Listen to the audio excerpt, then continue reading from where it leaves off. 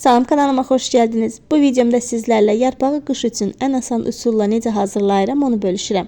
İşə ilk öncə yarpaqların çöp hissəsini təmizləməklə başlayıram. Mən gördüyünüz kimi çöpləri tam olaraq kəsirəm. Bəziləri uzun saxlayır, bəziləri qısa kəsir, mən isə tam kəsirəm. Yarpaqların çöpünü tamamilə təmizlədikdən sonra 800 qramlıq bankanın içərisinə gördüyünüz kimi 5-6 ədəd yarpağı belə qatlayıb yığıram. 2-3 qat belə yığdıqdan sonra 1 çay qaşığı duz içərisinə əlavə edirəm. Təkrardan yarpaqları yığıram üzərindən.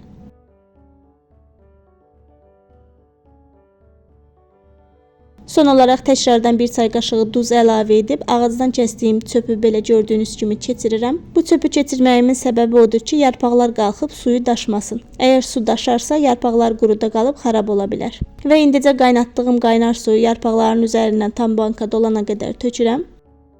Qaynar suyun içərisində sterilizə etdiyim qapaqla da yaxşıca örtürəm bankanı. Çox yaxşı sıxıram, həm içərisindən suyu axıtmasın, həm də hava keçirməsin qapaq.